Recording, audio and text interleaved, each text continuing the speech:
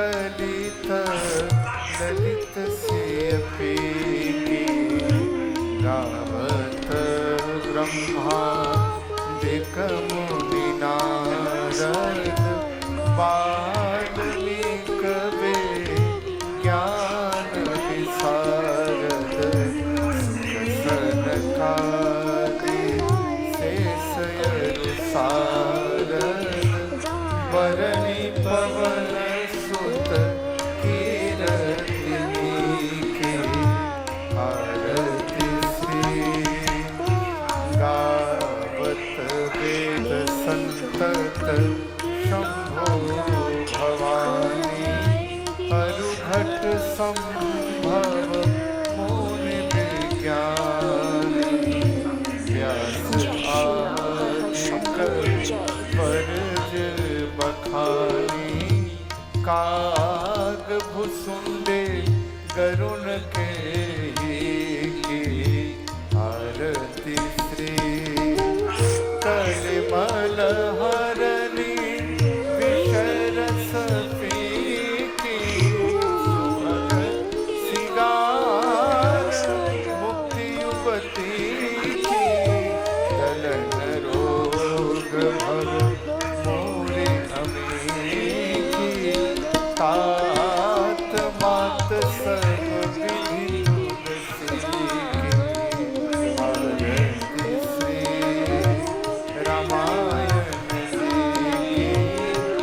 कीरति कलित ललित सेयपी कीरति कलित ललित सेयपी कीरति कलित ललित सेयपी। जय श्री राम, हर हर शंभू, जय हिंद।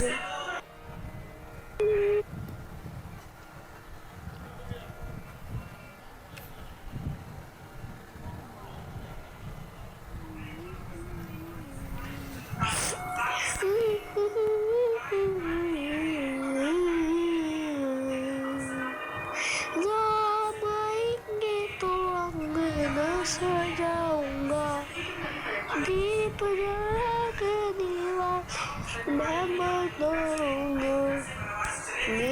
हरि ओम जगेन यज्ञमय जंत देवास्तानि धर्माणि प्रथमान्य सन्नते हनाकं महिमानः सचन्त यत्र पूर्वै साध्याः सन्ति देवाः सेवन्ति कामकुलचम्पकपाटलाजै पुण्णाग्रजातिकरवीररसालपुष्पै बिल्वप्रवालतुलसीदलमञ्जरीभिः त्वां पूजयामि जगदीश्वर मे प्रसीद। नानासुगन्धिपुष्पाणि यथा कालोद्भवानि च पुष्पाञ्जलिर्मया दत्ता गृहाण परमेश्वर मन्त्रपुष्पाञ्जलिं समर्पयामि। नमस्करोमि सरस्वत्यै नमः। श्री परमात्मने नमः। श्री जानकी वल्लभो विजयते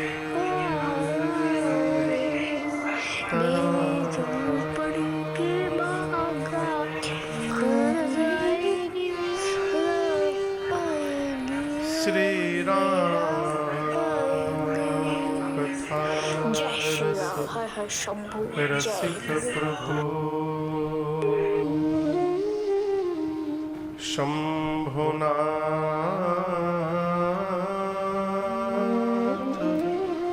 हनुमान प्रेम सहित आसन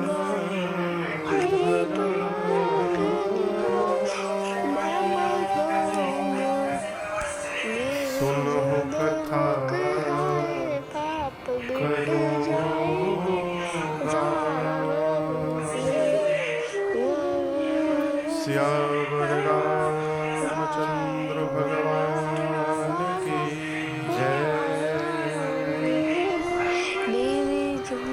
श्री सीतानाथ समारंभा रामानंदा जय श्री राम हर हर शंभू जय मध्यमा अस्मदाचार्य पर्यन्ता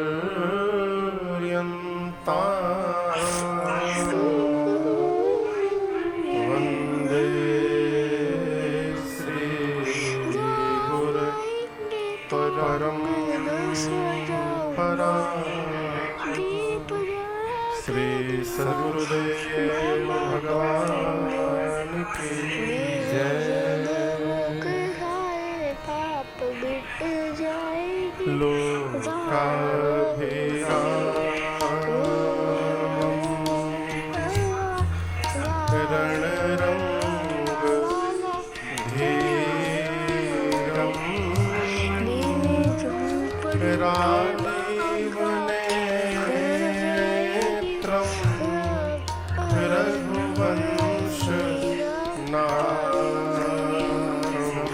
जय श्री राम हर हर शंभू जय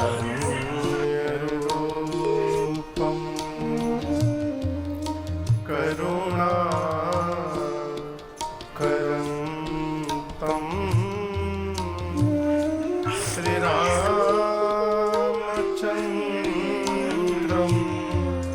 शरणं प्रपद्ये। श्री रामचंद्रम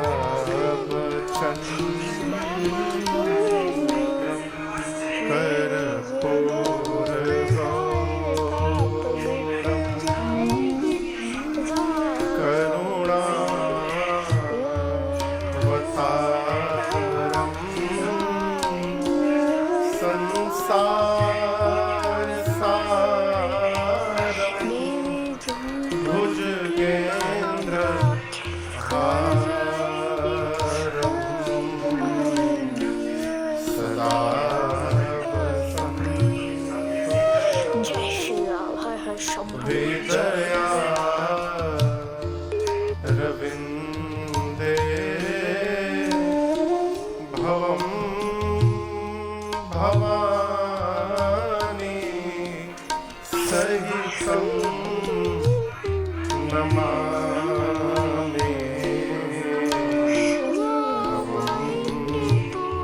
भवं भवानी मनोजवं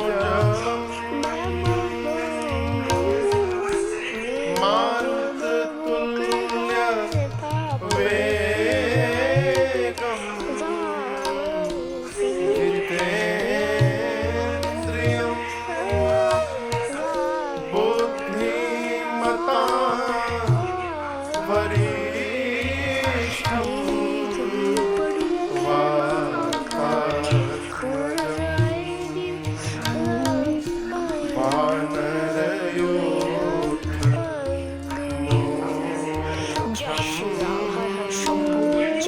श्री रामदूतं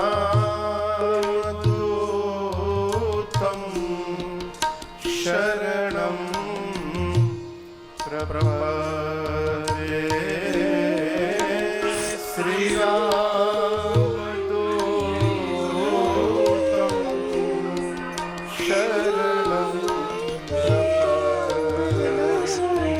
सीताराम राम राम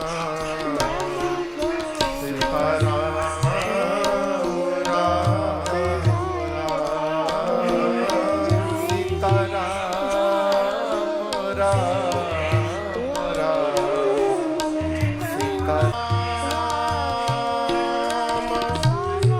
चरण रति मोरे सीताराम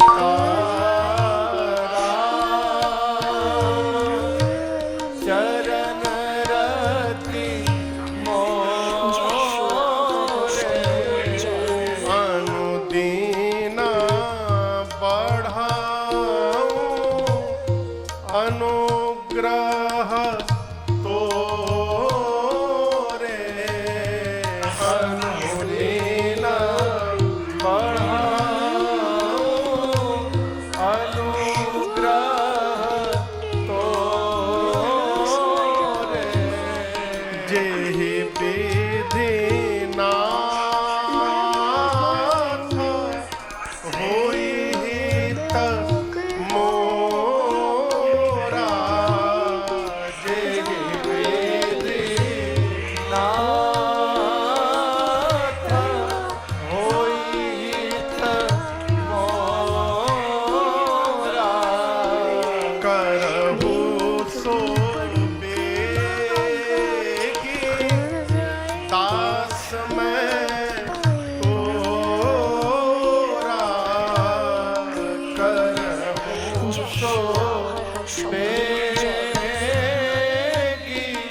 दास मैं तो सीताराम राम राम सीताराम राम राम सीताराम राम राम सीताराम राम सीताराम राम राम सीताराम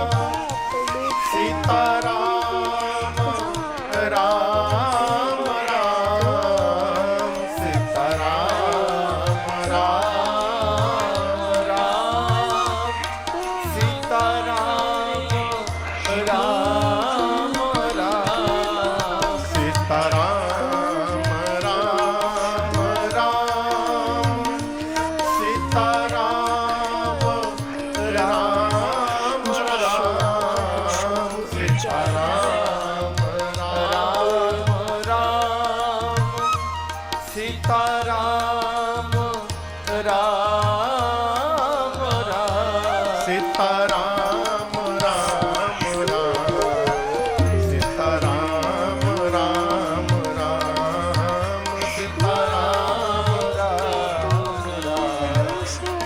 सीताराम राम राम सीताराम राम राम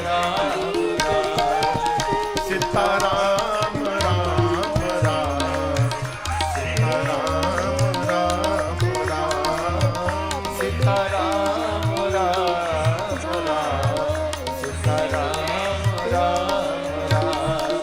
सीताराम राम राम सीताराम राम राम सीताराम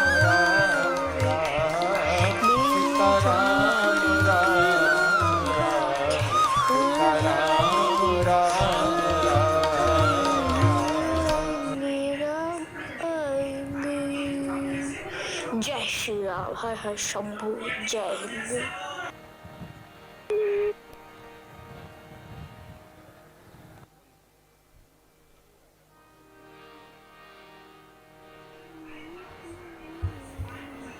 श्री राम माइक में हवा पकड़ा रहा है तो रिकॉर्डिंग बिगड़ जाएगी ना कथा की।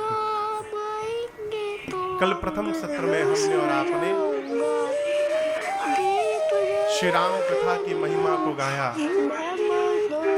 कथा गाने से, कथा सुनने से जीवन में क्या लाभ होगा, इस पर हमने आपने चर्चा की। पूज्यपाद गोस्वामी तुलसीदास जी ने श्री रामचरितमानस में 7 कांड रचे। कितने कांड? 7। और आप में से जो सुधी पाठक होंगे आप ध्यान रखिएगा, बाल कांड के प्रारंभ में गोस्वामी जी ने 7 श्लोक लिखे। इस बात को आप ठीक से समझिएगा। गोस्वामी तुलसीदास जी ने श्री रामचरितमानस की रचना संस्कृत में नहीं की है। एक लोग से हम पूछे, बहुत पहले की बात है, आप मानस जी पढ़ते हैं? बोले नहीं महाराज, हमको संस्कृत नहीं आती इसलिए नहीं पढ़ पाते। अब हम उनसे क्या बोले, कभी जीवन में खोल के देखे भी नहीं है कि गोस्वामी जी संस्कृत में लिखे हैं कि अवधी भाषा में लिखे हैं। क्या गोस्वामी जी को देव भाषा संस्कृत नहीं आती थी? नहीं आती थी? आती थी। उसके बाद भी गोस्वामी जी ने अवधी में इसकी रचना की। क्यों? हमारे आपके लिए। गोस्वामी जी जानते थे कि कालांतर में संस्कृत समझना सबके बस की बात नहीं रह जाएगी। पढ़ना तो दूर की बात, समझना भी सबके बस की बात नहीं रह जाएगी। फिर भगवत कथा का विस्तार कैसे होगा? इसलिए गोस्वामी जी ने भगवान शंकर के कहने पर ये आज्ञा विश्वनाथ जी ने गोस्वामी जी को दी। तब गोस्वामी जी ने अवधी भाषा में इसकी रचना की। और इस अवधी भाषा का प्रभाव आप दर्शन करिए। पूरे धरती पर जहां जहां सनातनी है,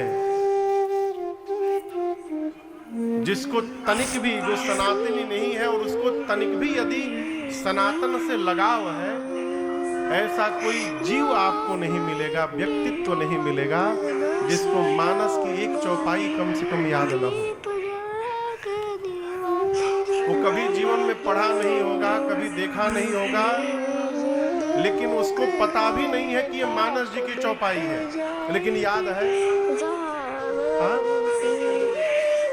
दोहा याद है, श्री गुरु चरण सरोज रज निज मन मुकुर सुधारि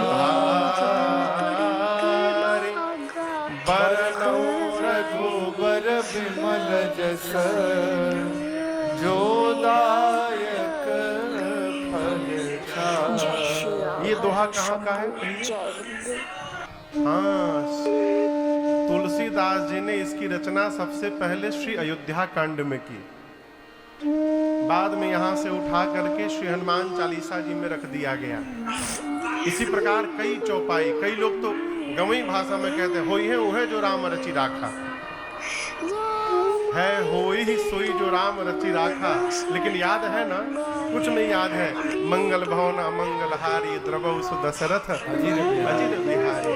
ये मानस जी की लोकप्रियता है। हम बहुत अच्छी कथा कहते हैं, ये अच्छी बात नहीं है। कथा कितने अधिक लोगों के समझ में आ जाती है, ये अच्छी बात है। अच्छा आप बताइए, हम कलकत्ता से आए, हमको बंगाली आती है, हम यहाँ बैठ के 3 घंटा बंगाली बोले। दुनिया की 10-12 भाषा बोले। आप पंडाल से बाहर निकल के ये कहेंगे महाराज जी बड़े विद्वान हैं, वो कई भाषा जानते हैं, लेकिन अंततः आपसे पूछा जाए कि आपको क्या समझ में आया, आप कहेंगे कुछ समझ में नहीं आया, बस गुबुर गुबुर सुनते रहे। गोस्वामी जी ने मानस जी की रचना अवधि में की, 7 कांड लिखे, इसलिए बाल कांड के प्रारंभ में 7 श्लोक की रचना की। और सबसे पहले श्लोक में गोस्वामी जी कहते हैं, वर्णानामर्थ संघानां रसानां छन्दसामपि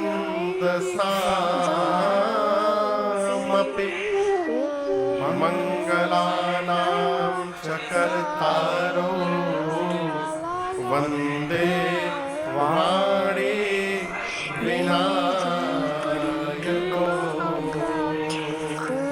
प्रथम श्लोक में ही गोस्वामी तुलसीदास जी ने एक ही साथ गणपति भगवान और माँ सरस्वती जी की संयुक्त वंदना की।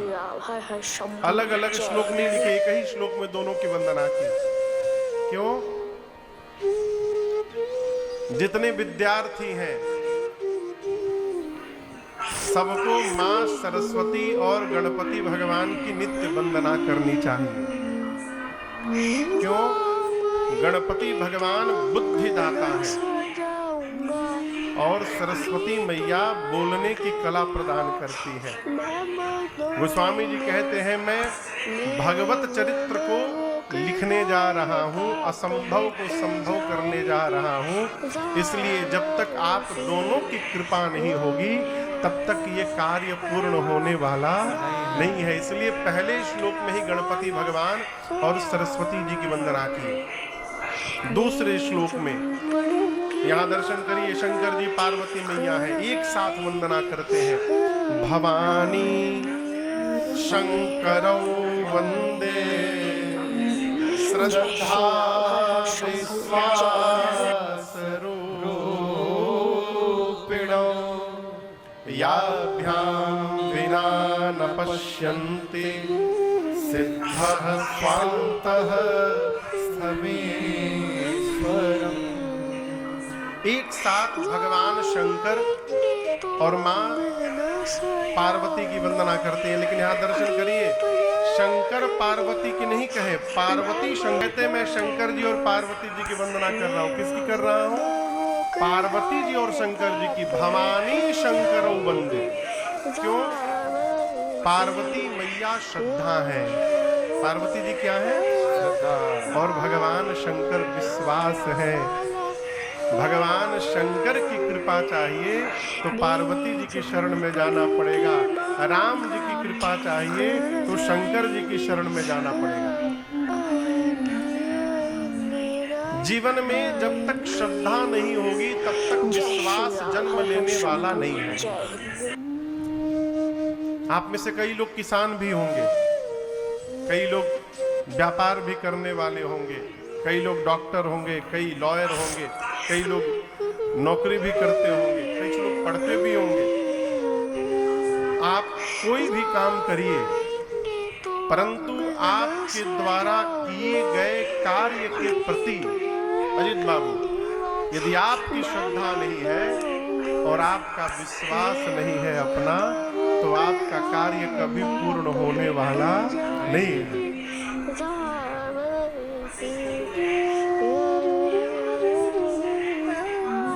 भगवान शंकर विश्वास के स्वरूप है और मां पार्वती श्रद्धा है, इसलिए गोस्वामी जी ने दोनों को संयुक्त वंदन किया। तीसरे श्लोक में भगवान शंकर के जगत गुरु स्वरूप का वंदन किया। वंदे बोधमयम नित्यम गुरुम शंकर। चौथे श्लोक में बाबा वाल्मीकि और हनुमान जी की वंदना की एक साथ। पांचवें में जगत जननी मां जानकी जी का वंदन करते हैं, छठवें में रघुनाथ जी का वंदन करते हैं और सातवें अंतिम श्लोक में गोस्वामी जी कहते हैं मैंने मानस की रचना कैसे की। बाबा कहते हैं नाना पुराण निगमागम सम्मतम यद रामायणे निगदितं क्वचिदन्यतो स्वन्तः सुखाय तुलसी रघुनाथ गाथा भाषा निबंध मति मंजूल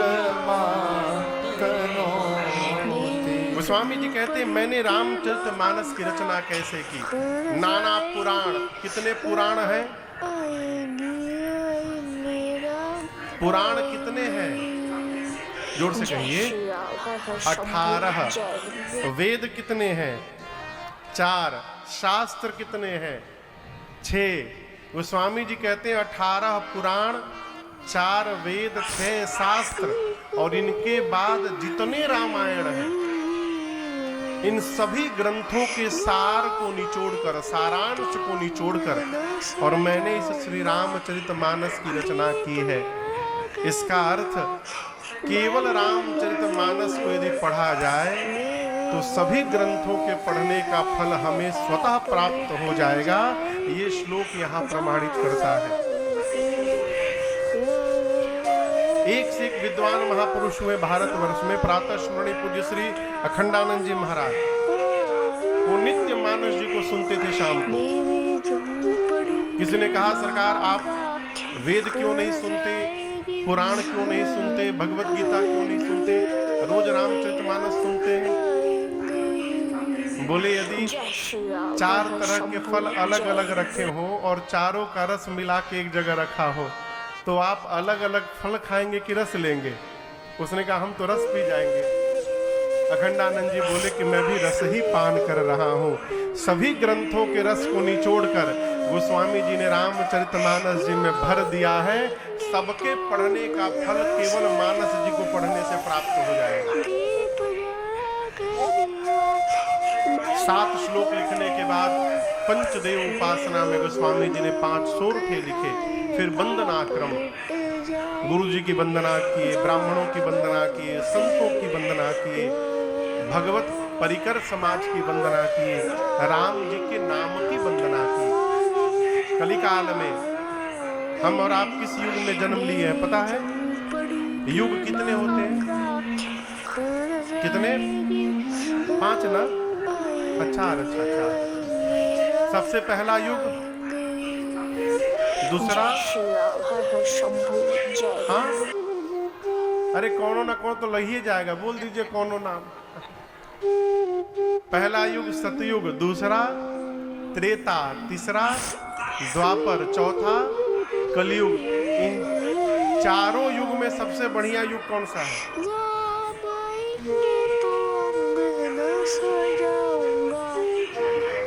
एक तो बोल दिए कलयुग, आप लोग बोलिए सबसे बढ़िया युग कौन सा है? अजीत बाबू आप बोलिए। सतयुग, उनके अनुसार सतयुग बहुत बढ़िया है। और आप एक बात याद रखिएगा, सतयुग बहुत बढ़िया है, तो क्या हम सतयुग में पहुंच जाएंगे का?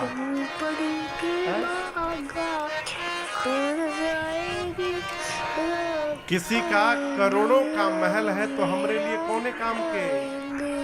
हमारे लिए तो हमारी मड़ई ही महल के समान है।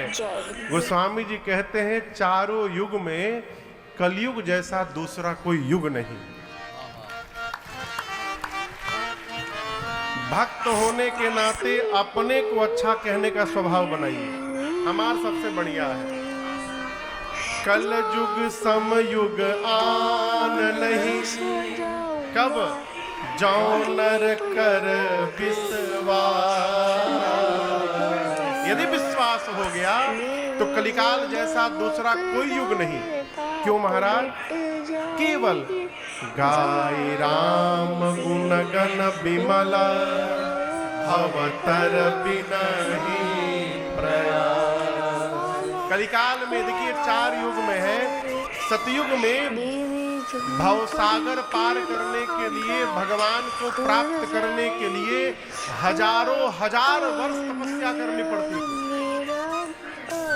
एक दो दिन नहीं, हजारों वर्ष। नैमिषारण्य में मनु जी महाराज ने 23,000 वर्ष तपस्या की। कितने दिन? 23,000। त्रेता में यज्ञ करना पड़ता था, द्वापर में पूजन से भगवान मिल जाते थे।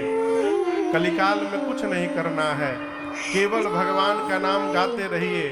राम जपते रहो और काम करते रहो, राम जपते रहो, काम करते रहो।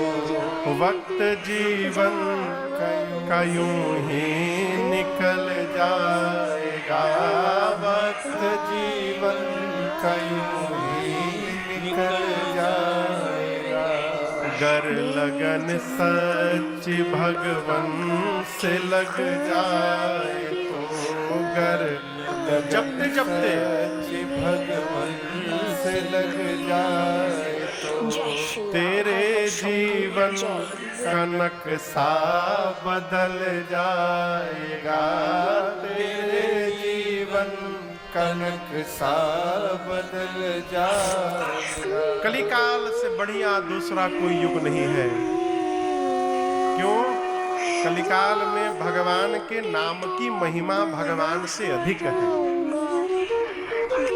इस कलिकाल में भगवत नाम की महिमा, जो काम भगवान नहीं कर पाए, कलिकाल में उस काम को भगवान के नाम ने करके दिखा दिया।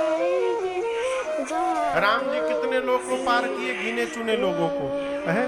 भगवान के नाम ने अनेकानेक लोगों का जीवन का उद्धार कर दिया है। ये कलिकाल की महिमा है।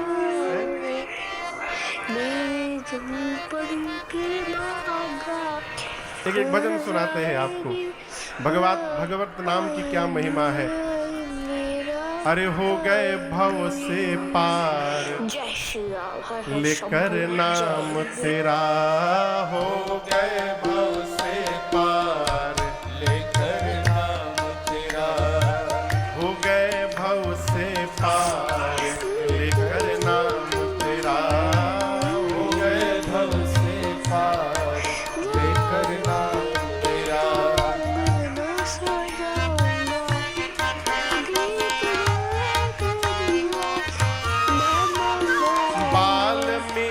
अति दीनहीन थे, बुरे कर्म में सदा लीन थे। वाल्मीकि अति दीनहीन थे, बुरे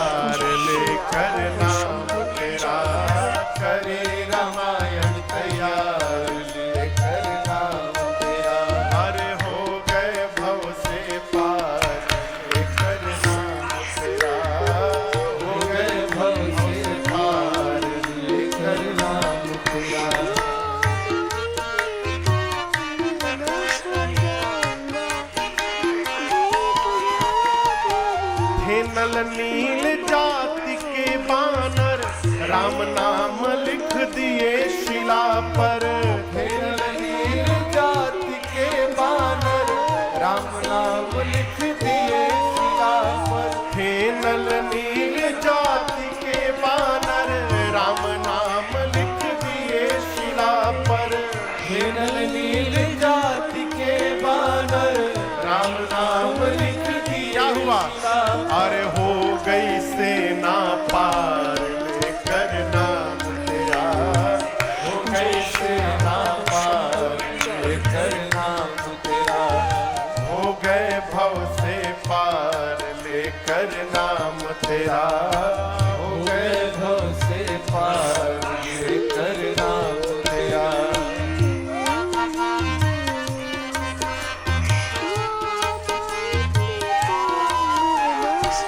भरी सभा में द्रुपद दुलारी, कृष्ण द्वारिका नाथ पुकारी।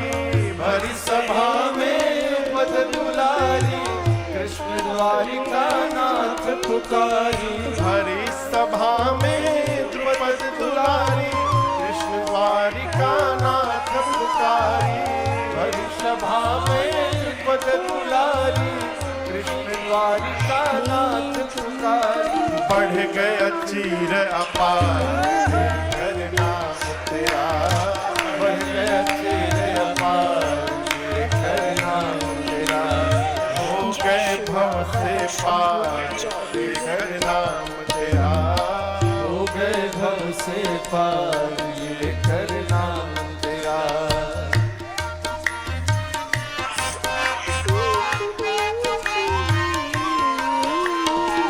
गज ने आधा नाम पुकारा, घर छोड़ कर उन्हें उबारा। गज ने आधा नाम पुकारा, घर छोड़ कर उन्हें उबारा। गज ने आधा नाम पुकारा, घर छोड़ कर उन्हें उबारा। गज ने आधा नाम पुकारा, घर छोड़ कर उन्हें उबारा। अरे किया ग्राह संहार लेकर नाम तेरा, किया ग्राह संहार लेकर नाम तेरा। अरे हो गए भव से पार लेकर नाम तेरा, हो गए भव से पार लेकर नाम तेरा।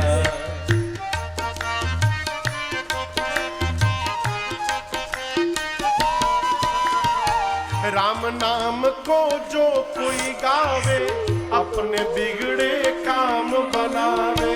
राम नाम को जो कोई गावे, अपने बिगड़े काम बनावे। अरे राम नाम को जो कोई गावे, अपने तीनों लोक बनावे। राम नाम को कोई गावे, अपने तीनों लोक बनावे। अरे है जीवन का सार लेकर नाम तेरा, है जीवन का सार लेकर नाम तेरा। हो गए भव से पार लेकर नाम तेरा, हो गए भव से पार लेकर नाम तेरा। अरे हो गए भव से पार लेकर नाम तेरा, हो गए भव से पार लेकर नाम तेरा।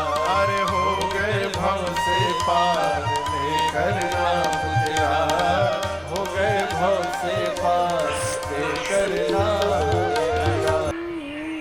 हो गए भव से पार कैसे लेकर नाम तेरा। कलिकाल में भगवान से अधिक भगवान के नाम की महिमा है। हे भगवान मिलेंगे कि नहीं मिलेंगे ये बात का विषय है, भगवान का नाम तो मिला मिलाया हुआ है, इसलिए नाम के आश्रय में रहा जाए। गोस्वामी जी ने भगवत नाम की महिमा गाई और सबकी वंदना करने के बाद बाबा कथा को, गोस्वामी जी कहाँ बैठ के कथा गा रहे हैं? कौन से घाट पर? 80 घाट काशी में। गोस्वामी जी कथा को काशी से लेकर प्रयाग पहुंचे। कहाँ पहुंचे? प्रयाग, अभी जहाँ कुंभ का मेला लगा था। कहते हैं तीर्थराज प्रयाग में एक ऋषि हैं जिनका नाम है भरद्वाज जी। एक बार प्रयाग के मेले के बाद जब सभी मुनि लोग वापस जाने लगे तो उन ऋषि मुनियों में एक ऋषि हैं जिनका नाम है श्री याज्ञवल्क्य जी। भरद्वाज जी ने उनको रोक लिया ले जाकर बिठाए, पूजन किए और पूजन करके बोले मुनिवर मेरे मन में एक भ्रम है, संशय है। याज्ञवल्क्य जी ने पूछा क्या संशय है आपको? भरद्वाज जी कहते प्रभु ये राम जी कौन है? क्या प्रश्न है? राम कवन प्रभु पूछऊं तो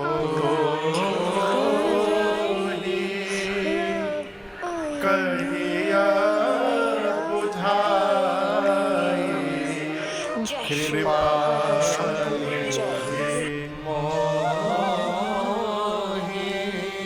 श्री भरद्वाज जी कहते हैं कि राम जी कौन है? आप में से कोई है ऐसा जिसको ये नहीं मालूम कि राम जी कौन है? कोई है जो राम जी को न जाने? सब जानते हैं, लेकिन ये मुनि होकर के प्रश्न कर रहे हैं राम जी कौन है? आगे कहते हैं एक राम जी को मैं भी जानता हूं, अयोध्या के महाराज श्री दशरथ जी के पुत्र राम। उनकी कीर्ति तीनों लोक में विदित है। उनकी पत्नी सीता जी का हरण हुआ था, उनको राम जी को क्रोध आया और युद्ध में जाकर रावण का अंत कर दिए। उन राम जी को तो मैं जानता हूं, लेकिन मेरा प्रश्न है जिन राम जी को मैं जानता हूं क्या शंकर जी भी उन्हीं राम जी का नाम जपते हैं? कि शंकर जी दिन रात राम राम राम राम जो जपते हैं वो कोई और राम है, अब मैं जिनको जानता हूं ये कोई और राम है। दोनों एक ही राम है कि दोनों अलग अलग राम है? ये मेरा प्रश्न है। अब मेरा यहाँ आपसे एक प्रश्न है, क्या दोनों एक ही राम है कि दोनों अलग अलग राम है? कहिए कहिए, आपसे पूछ रहा हूं। दोनों एक ही हैं? शंकर जी जिनका नाम जपते हैं और भरद्वाज जी जिनकी चर्चा कर रहे हैं, ये दोनों एक ही राम है कि अलग अलग राम है? जब आपको मालूम है कि एक ही राम है, तो क्या भरद्वाज जी को नहीं मालूम था एक ही राम है कि अलग अलग राम है? नहीं मालूम था क्या? मालूम था, तो प्रश्न क्यों कर रहे हैं? यही भक्त का स्वभाव है। कभी अपने बारे में सोचना हो कि हम हैं क्या, तो एकांत में सोचिएगा कि हम जब बैठते हैं और किसी से चर्चा करते हैं कुछ भी, तो हम किस प्रकार की चर्चा करते हैं? क्या हमारी चर्चा के बीच में भगवान है? यदि भगवान है तो हमको प्रमाण पत्र लेने की आवश्यकता नहीं है, हम भगवान के भक्त हैं। और यदि चर्चा के बीच में जगत घूम रहा है तो हम भगत होने वाले नहीं हैं। भरद्वाज जी जानबूझकर प्रश्न किए कि मेरे पूछने से कहीं भरद्वाज जी याज्ञवल्क्य ऋषि राम जी की कथा प्रारंभ कर दें तो कथा सुनने का सौभाग्य प्राप्त हो जाएगा, इसलिए प्रश्न कर रहे हैं। जैसे प्रश्न किया, याज्ञवल्क्य ऋषि मुस्कुराकर बोले मैं समझ गया आप कौन हैं। भरद्वाज जी बोले मैं कौन हूँ? याज्ञवल्क्य ऋषि बोले आप राम भगत तुम मन क्रम पानी चतुराई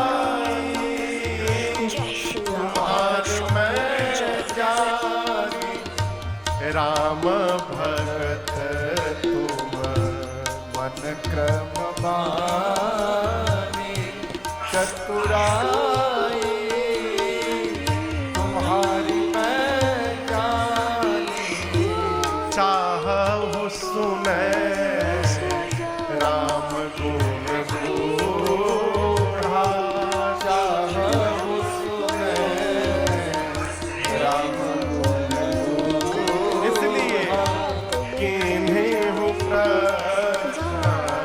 मन अति मूढ़ा।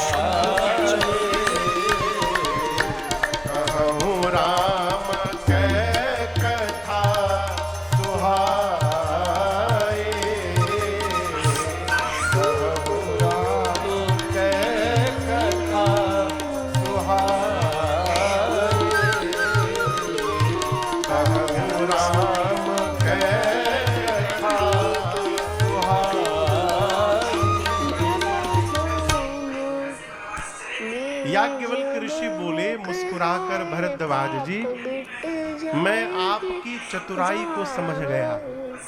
क्या चतुराई समझ गया?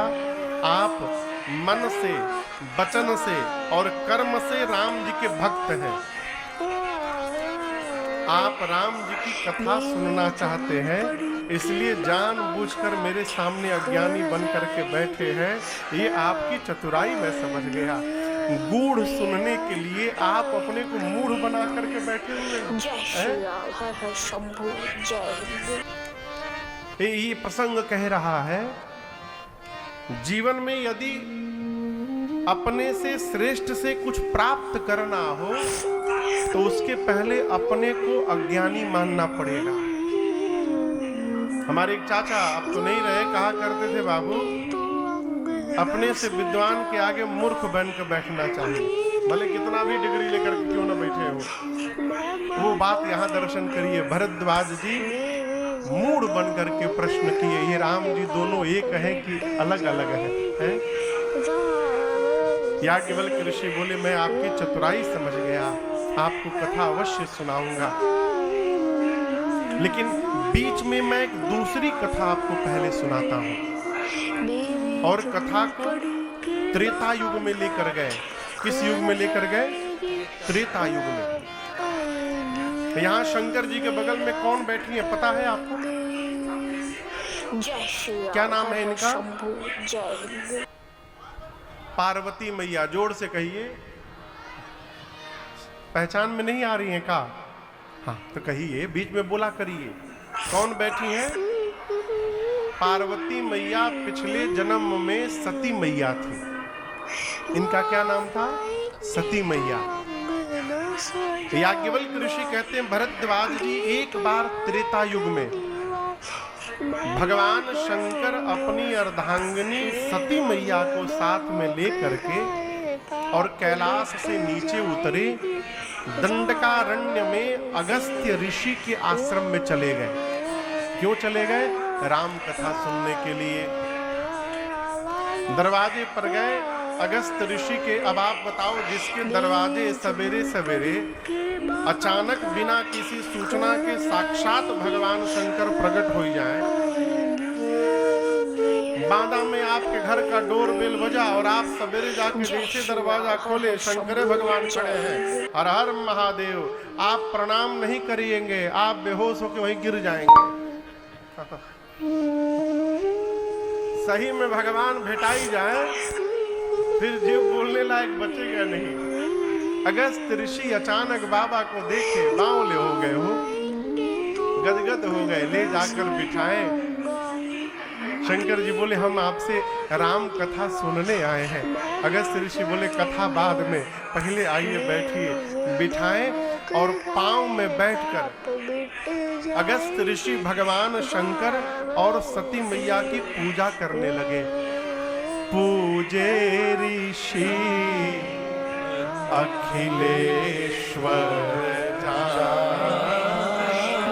अरे मेरे घर में अखिलेश्वर आ गए, अखिल ब्रह्मांड के ईश्वर आ गए, पूजन करने लगे।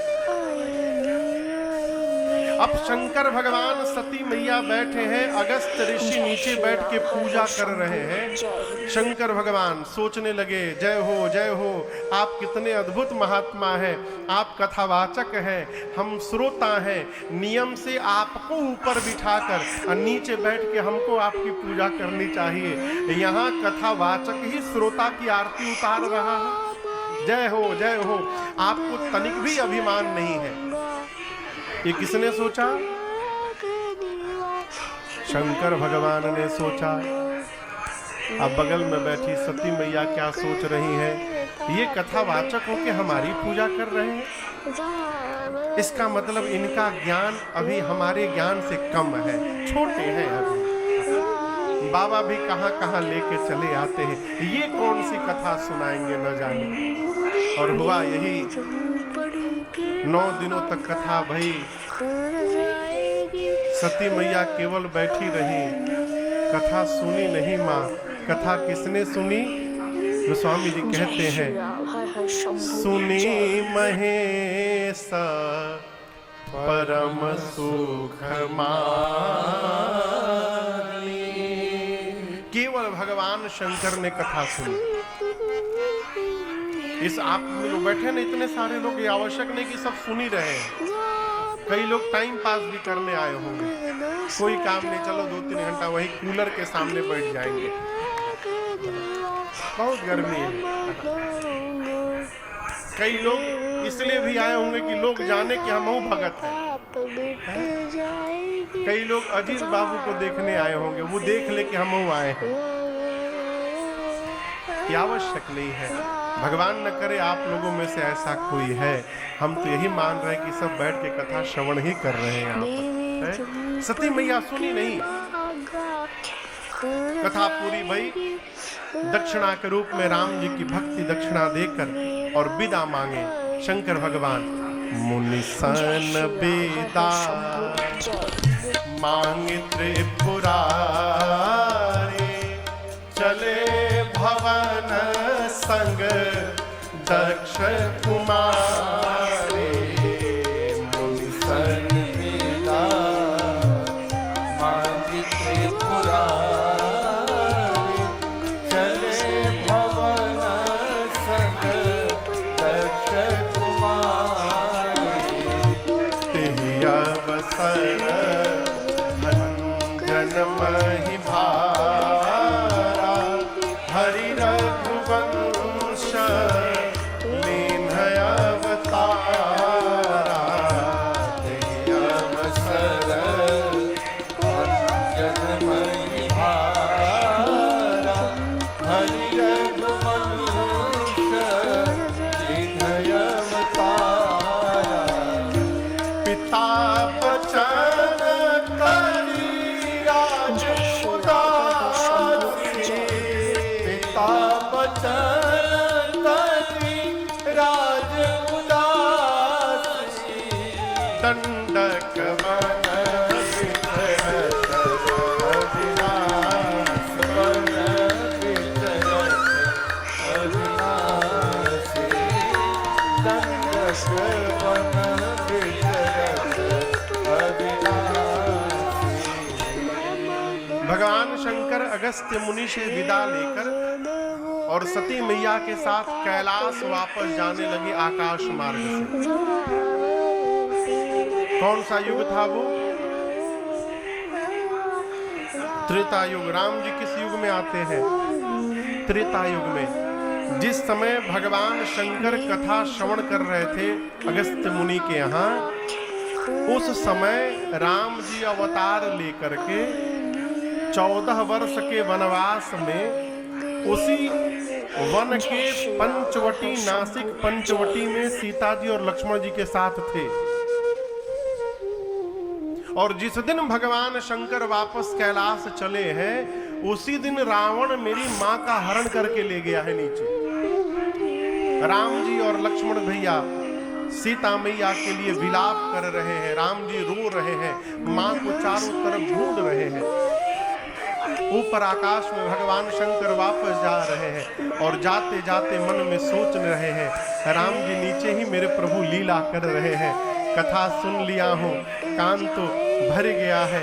यदि दिखाई पड़ जाए प्रभु ना, तो कान के साथ मेरी आंखें भी तृप्त हो जाएंगी। कैसे दर्शन मिलेगा राम जी का?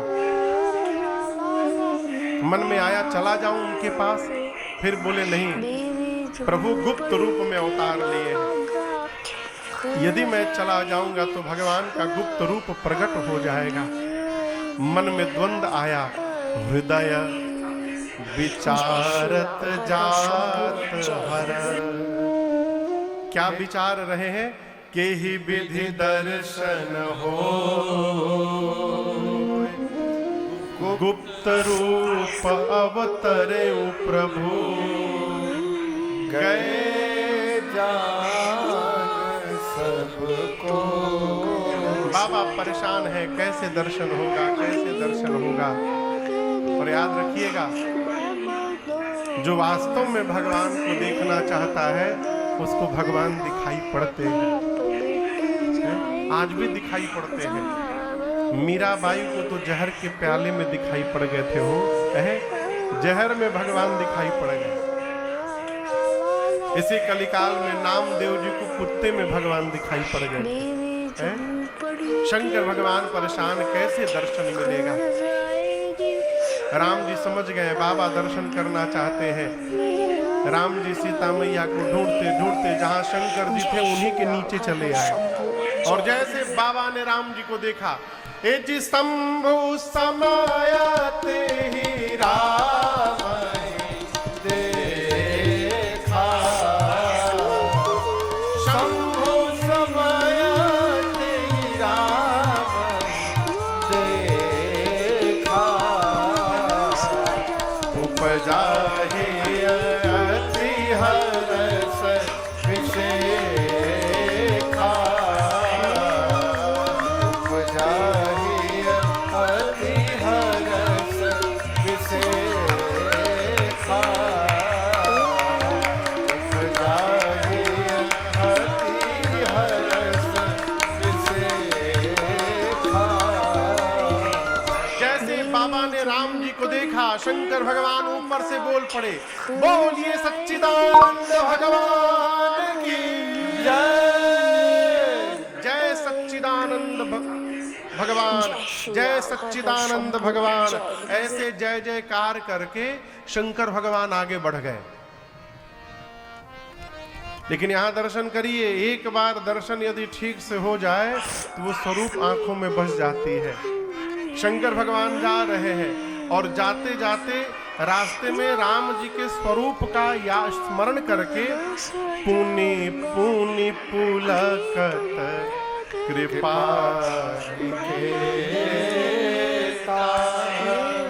बार बार बाबा गदगद हो रहे हैं।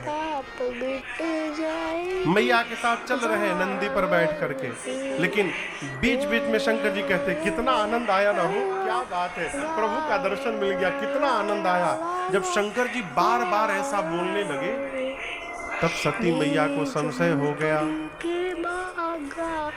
वो भगवान कैसे हैं? भगवान भी कहीं रोते हैं क्या? यदि भगवान होते तो उनको पता नहीं रहता मेरी पत्नी कहाँ है। भगवान तो सब जानते हैं, भगवान भी कहीं पत्नी के लिए रोएंगे? वो भगवान नहीं थे।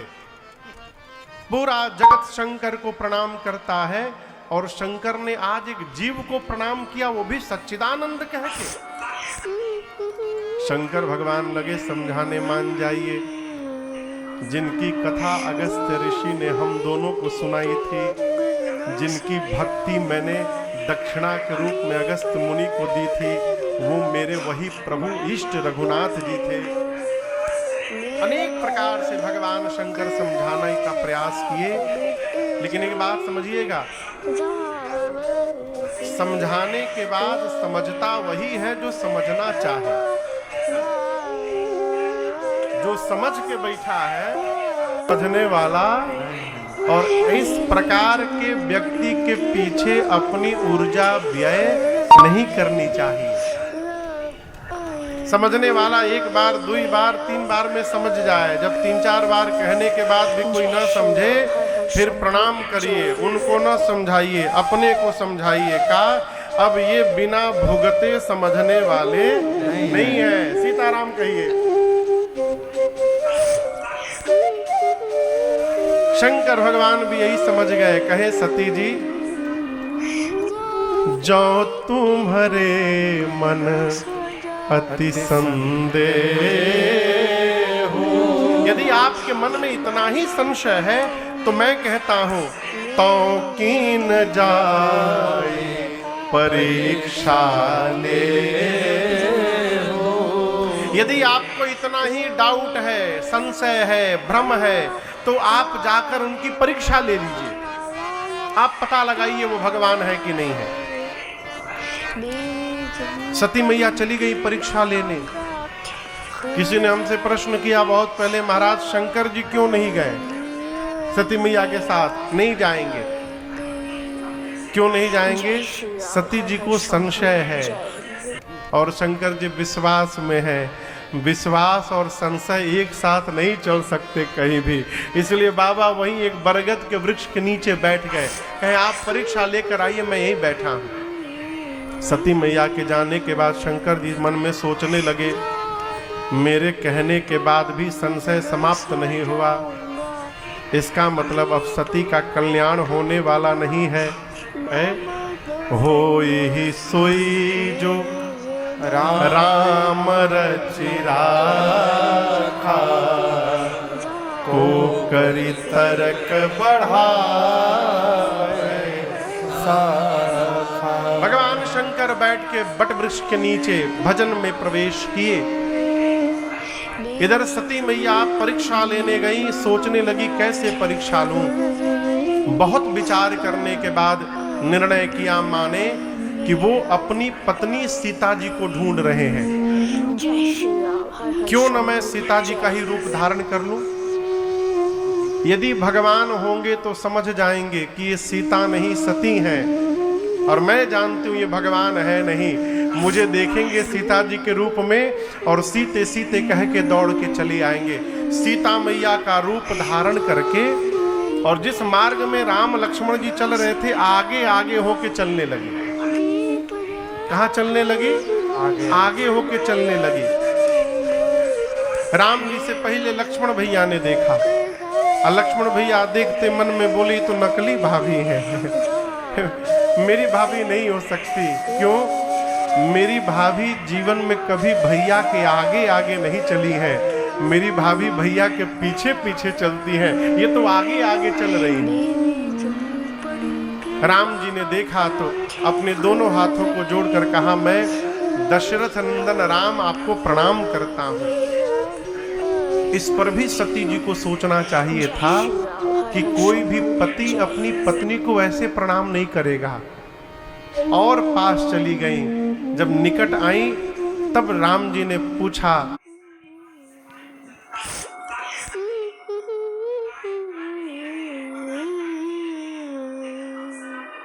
माँ बाबा कहाँ है? आप अकेले अकेले घूम रही हैं वन में, आपको पता नहीं है ये वन कितना भयानक है। माँ, मैंने सीता को एकांत में छोड़ा, कोई हरण करके ले गया, आप भी इस भयानक वन में अकेले अकेले घूम रही हैं। जैसे राम जी ने वाक्य कही, सती मैया के पांव के नीचे से धरती खिसक गई। है इतना बड़ा अपराध मेरे से, मैंने भगवान पर संशय किया। एक शब्द कहे बिना सती मैया वापस शंकर जी के पास गई। बाबा ने कहा, सीधा सीधा सत्य सत्य बताइएगा, आपने कैसे परीक्षण किया? सती मैया ने असत्य कह दिया, कछु न परीक्षा लीन गुसाई, कछु न परीक्षा लीन गुसाई, कीन्ह प्रणाम तुम्हारे ही नाई, कीन्ह प्रणाम तुम्हारे ही नाई। अब शंकर देखे उधर ध्यान, तब शंकर देखे उधर ध्यान, सती जो के चरित सब जाना, सती जो के चरित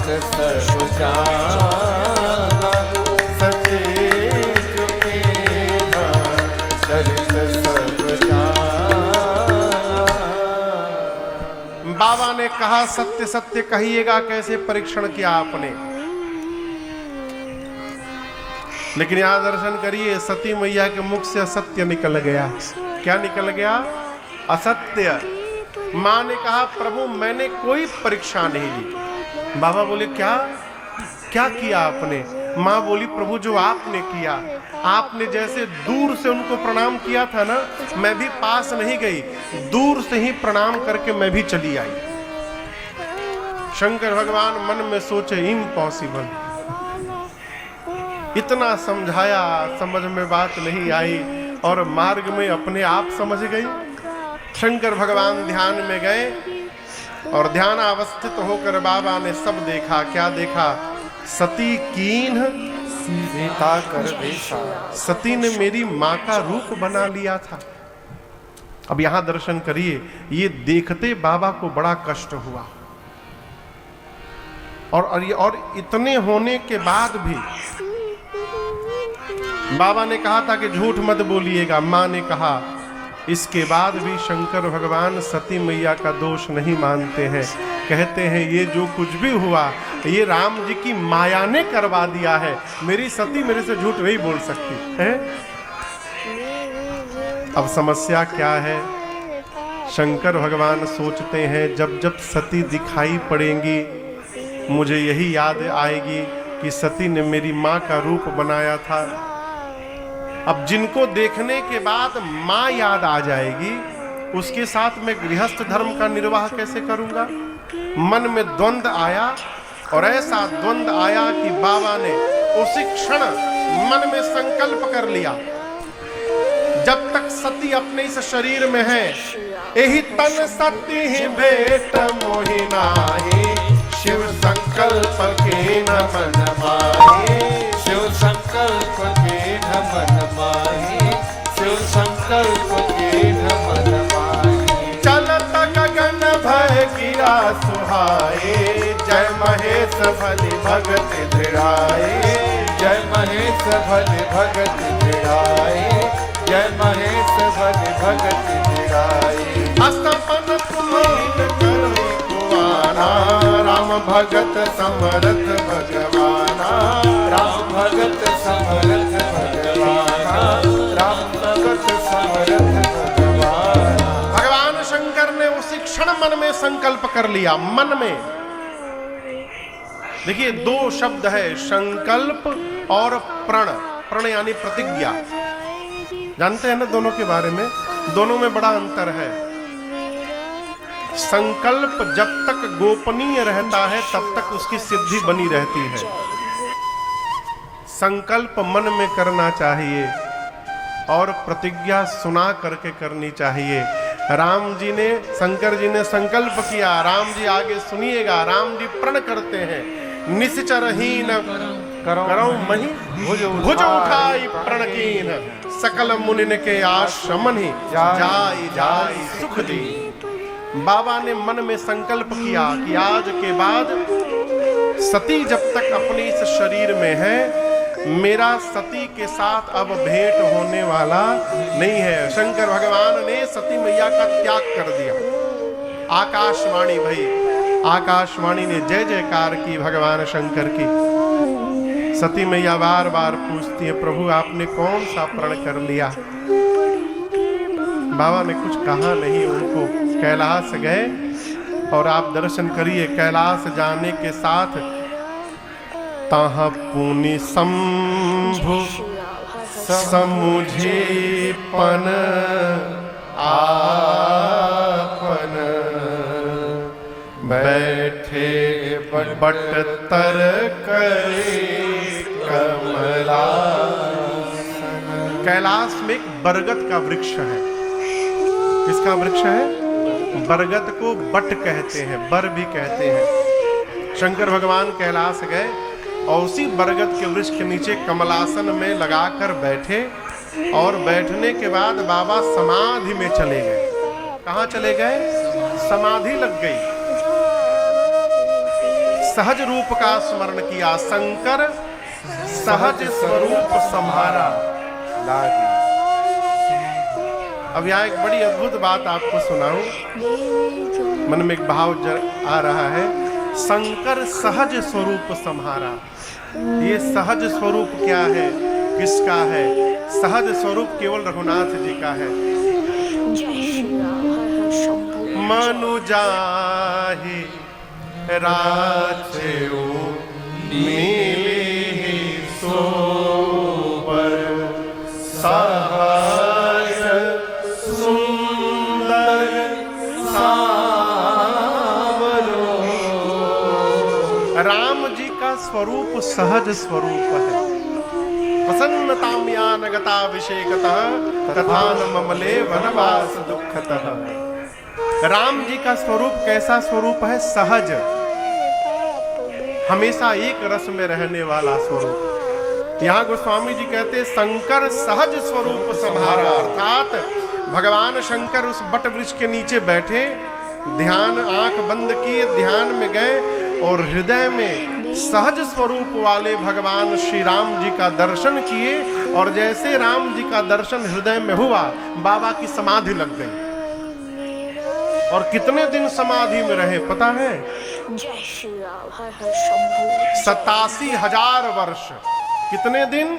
87,000। बाबा कहते हैं बीते संबत सहस 87, बीते संबत सहस 87, तजे समाधि शंभु अविनाशी, तजे समाधि शंभु अविनाशी, राम नाम शिव सुमिरन लागे, राम नाम शिव सुमिरन लागे, जाने सती जगतपति जागे, जाने सती जगतपति जागे, जाई शंभु पद, जाए शंभु पद, बंदन कीन्हा, सन्मुख शंकर आसन दीन्हा, सन्मुख शंकर आसन दीन्हा, सन्मुख शंकर आसन दीन्हा। भगवान शंकर 87,000 वर्ष बाद समाधि से बाहर आए। बाहर आने के बाद राम नाम का उच्चारण किया। सती मैया 87,000 वर्ष अकेली रही। जैसे राम नाम सुनाई पड़ा, समझ गई बाबा जग गए। जाकर मैया ने शंकर भगवान को प्रणाम किया है, वंदन किया है। यहाँ दर्शन करिए, पार्वती जी शंकर जी के कहाँ बैठी हैं? जय श्री राम, हर हर शंभू। जोर से कहिए। जय। बाईं ओर वाम भाग। अर्धांगिनी का स्थान पति के वामांग में होता है। पूजन उजन के समय दाहिने बैठना चाहिए, ऐसे बाईं ओर बैठना चाहिए। परंतु आज जब सती मैया गई हैं तो शंकर जी ने वाम भाग में नहीं बिठाया। कहाँ? सन्मुख शंकर आसन दीन्हा। कहाँ आसन दिया? अपने सामने बिठाया सती मैया को। सती मैया तो समझ रही हैं कि बाबा मेरा त्याग कर चुके हैं, इसलिए वामांग में नहीं बिठा रहे हैं, सामने बिठाया है।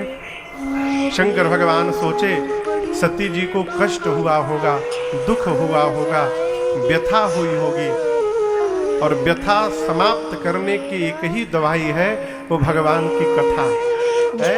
सामने बिठा के सती मैया को शंकर जी लगे राम जी की कथा गाने, लगे कहन हरि कथा रसाला। जैसे भगवान शंकर कथा प्रारंभ कर किए, उसी समय एक घटना घटी। क्या घटी? सती मैया के पिताजी हैं दक्ष जी। क्या नाम है उनका? दक्ष। ब्रह्मा जी ने दक्ष को बहुत बड़ा पद दे दिया, अधिकार दे दिया। क्या किया? जितने प्रजापति हैं उन सभी प्रजापतियों का राजा बना दिया दक्ष को। और ये दक्ष बड़े अद्भुत हैं। शंकर भगवान इनके दामाद हैं और ये अपने दामाद को ही अपना शत्रु मानते हैं संत भैया।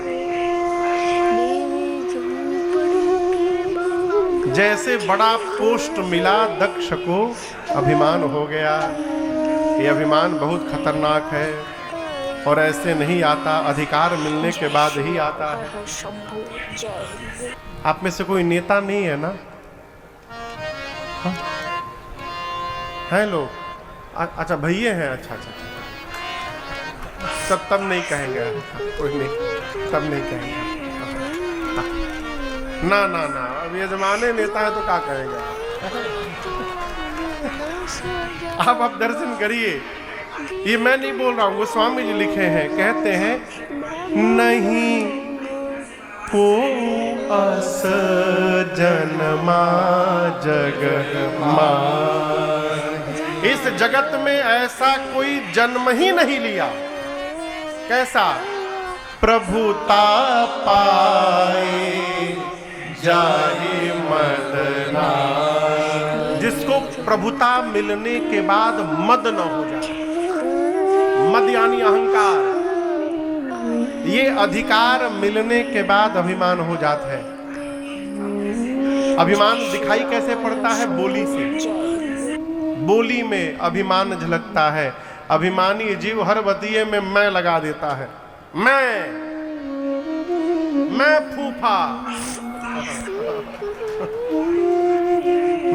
मैं ये करता हूं, मैं वो करता हूं, मैंने ऐसा किया, मैंने वैसा किया।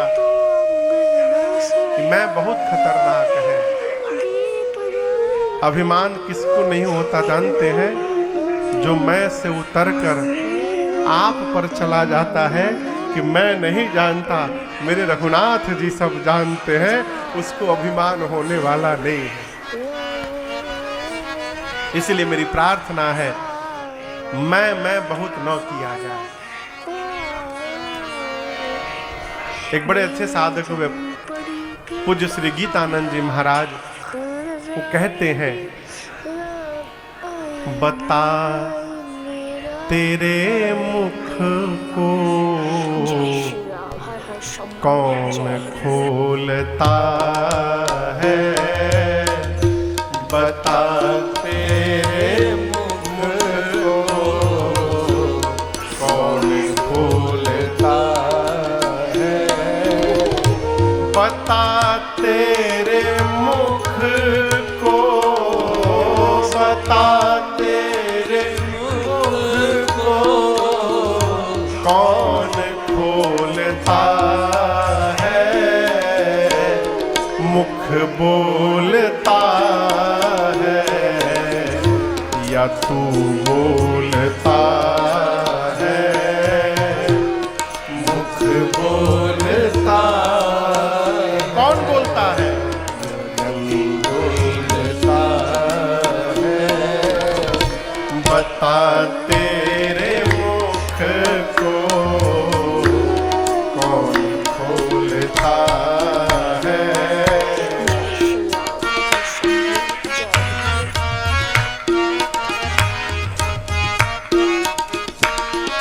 उत्तर दीजिए, ये मैं की आवाज आती कहाँ से, ये मैं की आवाज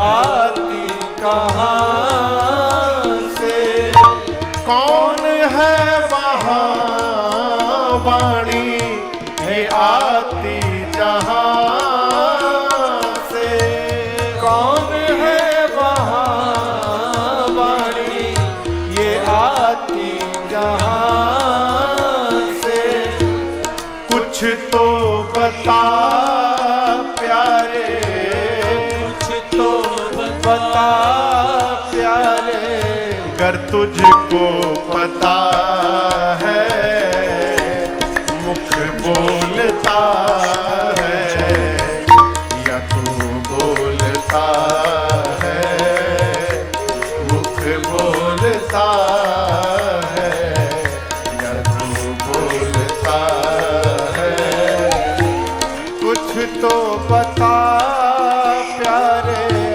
कुछ तो बता प्यारे, अगर तुझको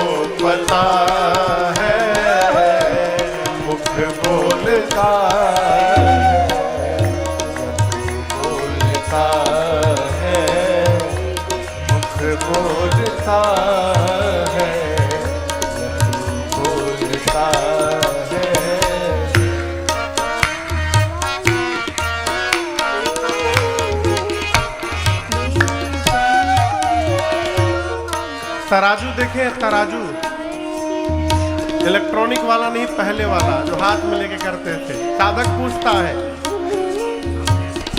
ये कांटे तराजू जो हाथों में तेरे, ये कांटे तराजू जो हाथों में तेरे, सोच समझ कर उत्तर दे रे, सोच समझ कर उत्तर दे रे।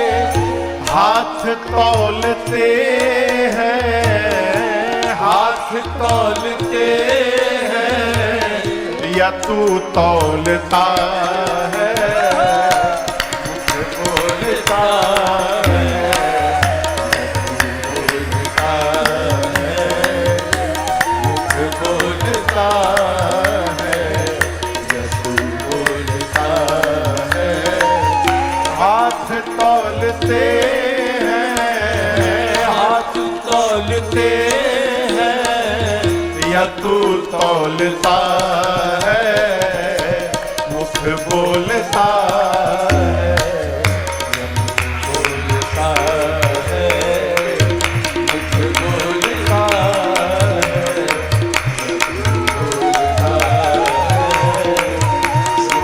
बोलता है, मुझ बोलता है।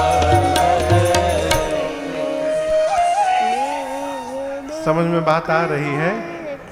कौन बोलता है? जब तक मैं समाप्त नहीं होगा, अभिमान नहीं समाप्त होगा। है? दक्ष को अभिमान हो गया और ऐसा अभिमान हुआ कि भगवान शंकर को अपमानित करने के लिए दक्ष ने हरिद्वार में यज्ञ की, सबको बुलाया, छोड़ 3 देवताओं को, ब्रह्मा, विष्णु और महेश। इन 3 लोगों को नहीं बुलाया दक्ष ने। देवता भी अद्भुत, देवताओं को पता चल गया कि शंकर भगवान के ससुर जी ने उनको इनवाइट नहीं किया है, तो देवता अपने अपने विमान पर बैठ के अपनी देवियों के साथ कैलाश के ही ऊपर से जाने लगे। अरे बाईपास से चले जाते, कैलाश के ही ऊपर से क्यों जाना? और अपनी अपनी देवियों को सिखाए थे कि जैसे कैलाश के ऊपर पहुंचे जोर जोर से गाना। देवताओं का विमान जाने लगा बारी बारी से। नीचे कैलाश पर भगवान शंकर माँ को कथा सुना रहे हैं। सती मैया जैसे जहाज देखी, शंकर भगवान से बोली कथा रुकिए, ये देवता लोग कहाँ जाने लगे हैं? शंकर भगवान बोले देवी, आपके पिताजी यज्ञ कर रहे हैं, ये सभी लोग उसी में भाग लेने जा रहे हैं। माँ ने कहा प्रभु पिताजी के घर में उत्सव है, यदि आज्ञा हो तो मैं भी देखने चली जाऊं। शंकर जी ने कहा बात तो आपकी अच्छी है देवी, लेकिन आपको बताऊं, आपके पिताजी ने हम लोगों को बुलाया नहीं है। यद्यपि, ये बात बड़ी अद्भुत है, यद्यपि 4 स्थान पर बिना बुलाए जाना चाहिए। पिता के घर, सदगुरु के घर, अपने स्वामी के घर और अपने मित्र के घर, इन 4 स्थान पर बिना बुलाए चले जाना चाहिए।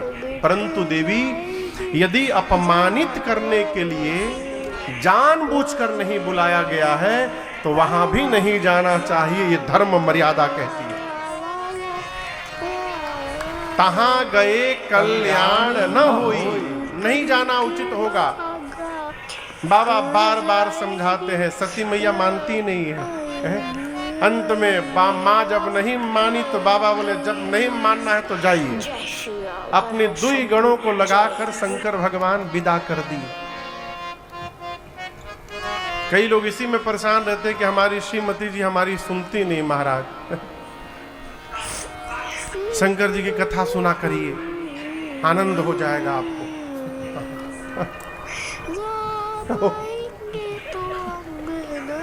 बाबा कहे ठीक है जाइए जाइए। अपने 2 गणों को साथ में लगाकर बाबा ने विदा किया। सती मैया पिता के घर गई, माँ से मिली अपनी, और यज्ञ मंडप में जाकर जब सती मैया ने देखा कि सभी देवताओं का स्थान बना है और मेरे पति के लिए कोई स्थान नहीं, मां का क्रोध भड़क उठा। मां का पूरा शरीर क्रोध की अग्नि में जलने लगा।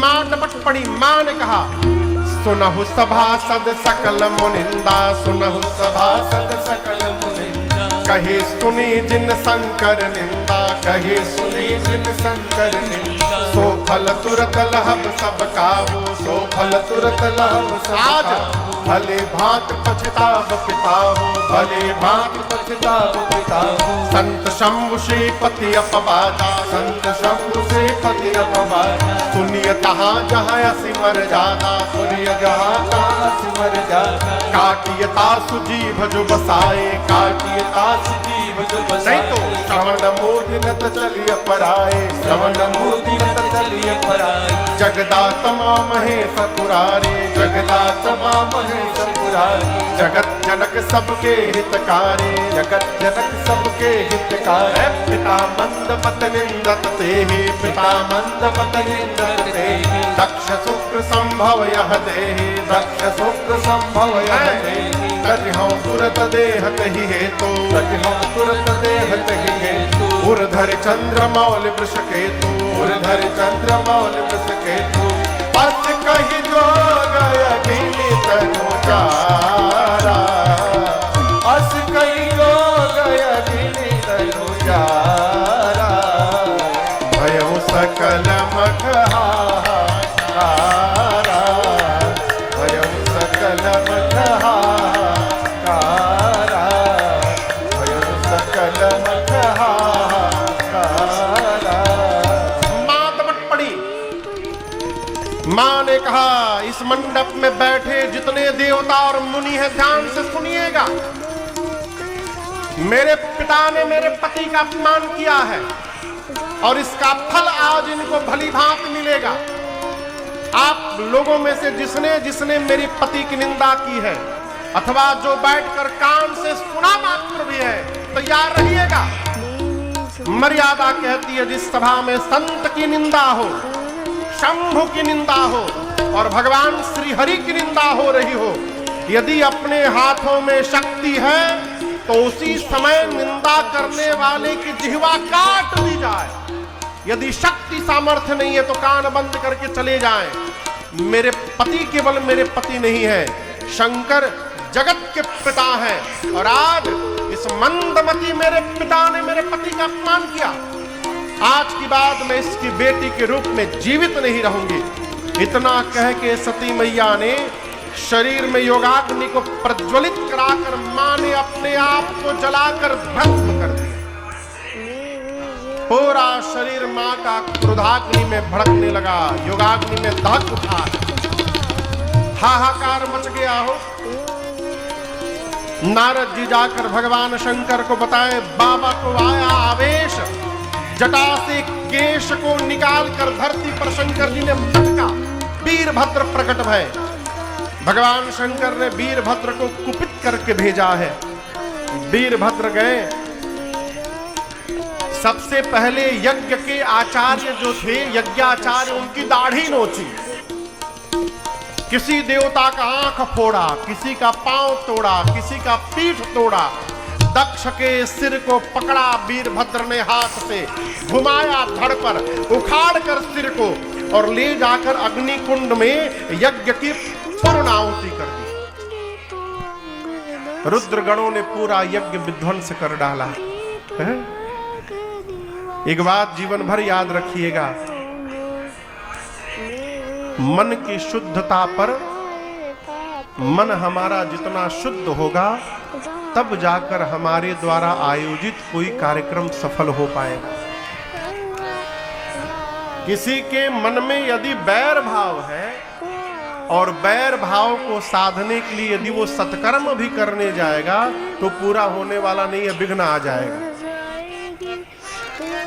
हाहाकार मच गया। बाद में भगवान शंकर को बुलाकर यज्ञ की रक्षा कराई गई। सती मैया मरने से ठीक पहले राम जी से वरदान मांगती हैं राम जी बोले क्या चाहिए? सती मैया ने कहा प्रभु जन्म जन्म शिव पद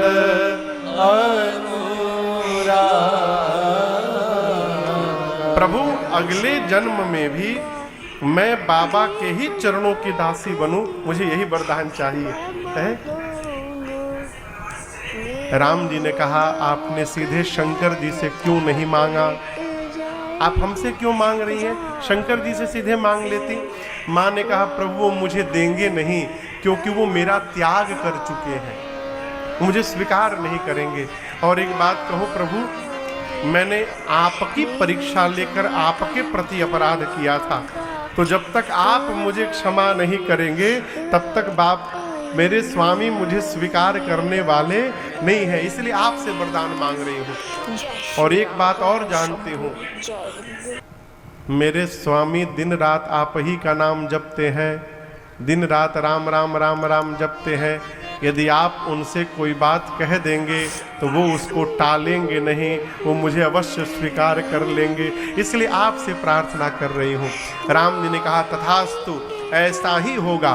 और उसी वरदान के कारण तेहि कारण हिम गिरिगृह जाए, जनमी पार बते तन पाए। तेहि कारण हिम गिरिगृह जाए, जनमी पार बते तन पाए।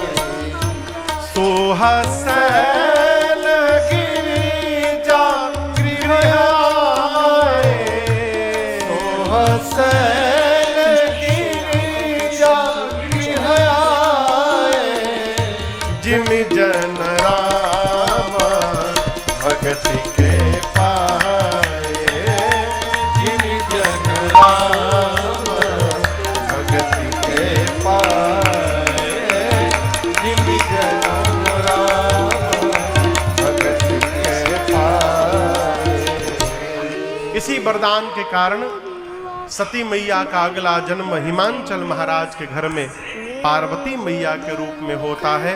आइए एक बार भाव और श्रद्धा के साथ बोलिए पार्वती मैया की जय। पार्वती मैया का जन्म हुआ हिमांचल जी के यहाँ। नारद जी पहुंचे हिमांचल जी के घर। हिमांचल जी ने खूब स्वागत किया, पांव को पखारा, पूजन किया और कहा नारद जी ये मेरी बेटी, इनका हाथ देखकर बताइए तो इनमें क्या क्या दोष गुण है। नारद जी पार्वती जी का हाथ लिए और कहा कहे महाराज आपकी बेटी समस्त सद्गुणों की खान है, इनका नाम उमा अंबिका भवानी होगा, इनका सौभाग्य खंड होगा। संसार की स्त्रियां आपके बेटी के ही नाम का स्मरण करके पातिव्रत धर्म का पालन करेंगी। आपके बेटी की सर्वदा पूजा होगी, जय जयकार होगा। आपके बेटी के कारण आपको यश कीर्ति की प्राप्ति होगी। हिमांचल जी बोले हम तो दोष पूछे थे, आपने दोष तो बताया ही नहीं। नारद जी बोले महाराज होगा तब न बतावेंगे। बेटी में तो दोष नहीं है, लेकिन इनके जो पति होने वाले हैं ना उनमें थोड़ा दिखाई दे रहा है, कहिए उनका बतावें। हिमांचल जी बोले बताइए। नारद जी शुरू हो गए, नोट करिए आपके बेटी का जो पति होगा अगुना अमाना मातु पितु हीना। नारद जी बोले आपके बेटी का पति अगुण होगा। क्या होगा? जोर से कहिए। अगुण मने अगुण मने आप लोग बताओ, जिसमें कोई गुण न हो, यही बतिया हिमांचल जी समझ गए। लेकिन इसका अर्थ ये नहीं, नारद जी कहना चाहते अगुण होगा यानी सत रज तम तीनों गुणों से परे होगा, त्रिगुणातीत तो होगा। चंद भैया बात वो नहीं होती जो कही जाती। बात वो होती है जो सुन के समझ ली जाती है। नारद जी बोले आपके बेटी का पति अगुण होगा। हिमांचल जी समझ गए उसमें कोई गुण नहीं होगा। नारद जी बोले आपके बेटी का पति अमान होगा, अर्थात मान सम्मान से परे। हिमांचल समझ गए अमान होगा यानी उसका कोई सम्मान नहीं करेगा। नारद जी बोले उसके माता पिता नहीं है। हिमांचल जी बोले कब मरे? बोले मरे नहीं थे ही नहीं, बिना माई बाप के प्रारंभ से ही उनके माता पिता नहीं है। अच्छा, उदासीन होगा, संशय रहित होगा। हिमांचल जी बोले आप तो बहुत खतरनाक बता रहे हैं। नारद जी बोले असली तो अभी बताया ही नहीं हूं। बोले अभी और कुछ बचा है क्या? नारद जी बोले आपके बेटी का पति जोगी जटिला अकामन नगनय मंगल वे।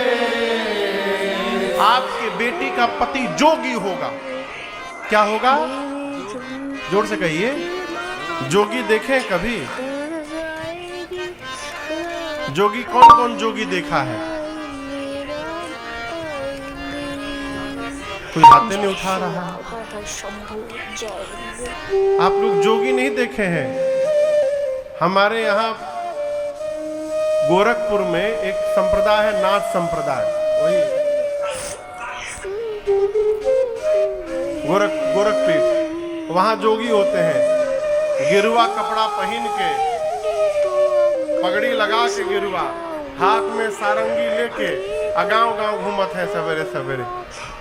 अब आप बताइए, आप अपनी बिटिया की शादी के लिए लड़का देखने गए, लड़के के घर जाकर बैठ के चाय पी रहे हैं और तब तक लड़का भीतर से गिरुआ कपड़ा पहन ले, सारंगी ले ले। अरे हो मोरे रामा, आप पूछे ये कौन है? तो ये लड़कवा है जो बियाह करेंगे। आप चाय पिएंगे कि भागेंगे वहां से?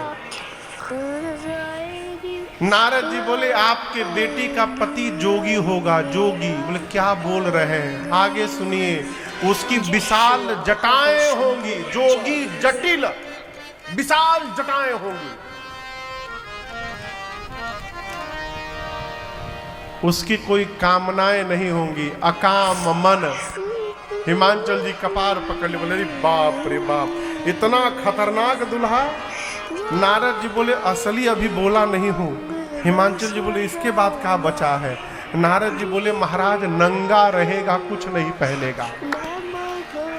नगन अमंगल वेश बनाकर घूमेगा। हिमांचल जी बोले आप क्या बोल रहे हैं? नारद जी बोले मैं नहीं बोल रहा हूं, आपकी बेटी की हाथ की रेखाएं ऐसा बता रही हैं, इनको ऐसा ही पति मिलने वाला है। हिमांचल मैना रोने लगे, इधर पार्वती जी रोने लगी। लेकिन हिमांचल मैना इसलिए रो रहे हैं, इतनी सुंदर बिटिया के लिए ब्रह्मा जी ने ऐसा बावला दूल्हा रख दिया। अब पार्वती जी खुशी में रो रही हैं। नारद जी जो जो लक्षण बता रहे हैं ये सब हमरे भोले भंडारी में है। लग रहा है राम जी से जो वरदान मांगा था वो मुझे प्राप्त हो गया है। मैं बाबा के ही चरणों की दासी बनूंगी। माँ गदगद। थोड़ा रोने के बाद हिमांचल जी नारद जी को किनारे ले गए अकेले, जाकर बोले हैं कोई उपाय है आपके पास? नारद जी बोले कैसा उपाय?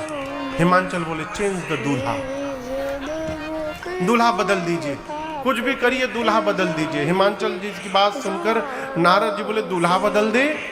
अरे कह मुनि सहिमवंत सुनो, जो विधि लिखा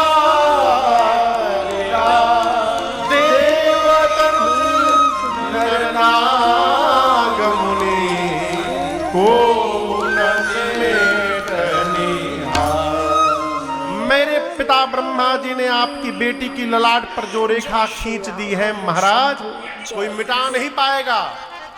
दूल्हा तो ऐसा ही मिलेगा। लेकिन हम एक बात बताएं आपको, जो जो मैंने लक्षण बताए हैं दूल्हे के, इस पूरे ब्रह्मांड में वो सारे लक्षण केवल एक ही व्यक्ति के भीतर हैं। वो कौन है? शंकर जी के भीतर है। और हम एक बात कहना चाहते हैं, समर्थ कहूँ नहीं दोष गोसाई। समर्थवान को दोष नहीं लगता। बड़ा आदमी कैसनो कपड़ा पहन ले फैशन के नाम पे निकल जाएगा। आजकल लोग पैसा लगा के फाटल फाटल कपड़ा पहनत है। हाँ, हमसे कोई कह रहा था महाराज जो कपड़ा जितना फटा उतना महंगा। क्यों? बड़े आदमी है ना, कोई दोष नहीं लगेगा। यहाँ हिमांचल जी ने नारद जी ने उदाहरण दिया, रवि पावक सुर सरी की, सूर्य का प्रकाश जिस पर भी पड़ जाए पवित्र पवित्र पर सूर्य में दोष नहीं लगता। गंगा जी में जो बही जाए गंगा जी पवित्र नहीं होती। विष्णु भगवान सर्प पर सोते हैं शेष सैया पर, लेकिन उनको दोष नहीं लगता, समर्थवान है। अग्नि में जो भी भस्म कर दीजिए अग्नि पवित्र रहते हैं, इनमें दोष नहीं लगता, ये समर्थवान है। हिमांचल जी बोले ये चारों समर्थवान हैं, इन चारों से मेरे बेटी के पति का क्या लेना देना। हिमांचल जी की बात सुनकर नारद जी बोले महाराज यदि ये चारों समर्थवान है, विष्णु सूर्य अग्नि और गंगा, ये चारों समर्थवान है, इनमें दोष नहीं लगता, तो जो इन चारों को अपने में धारण करके बैठा है वो महासमर्थवान है, उनमें कैसे दोष लगेगा। हृदय में भगवान विराजमान है, यहाँ गंगा है, तीन नेत्र में एक सूर्य है और एक अग्नि है, चारों के चारों भगवान शंकर में है। भगवान शंकर महासमर्थवान है, दोष नहीं लगेगा। अब मैं कहता हूं बर तो अनेक है संसार में, परंतु आपकी बेटी के लिए शंकर जी को छोड़कर दूसरा कोई बर नहीं है। महाराज मैं इसीलिए आया हूं, आपकी बेटी यदि तपस्या करेंगी तो भगवान शंकर इनको अवश्य प्राप्त होंगे। जैसे पार्वती मैया ने सुना मां ने जाकर इतना कठोर तप किया है, छोटी सी अवस्था में इतना कठोर तप किया। अब यहां दर्शन करिए, वो तो साक्षात भवानी है, उनको तपस्या करने की क्या आवश्यकता थी।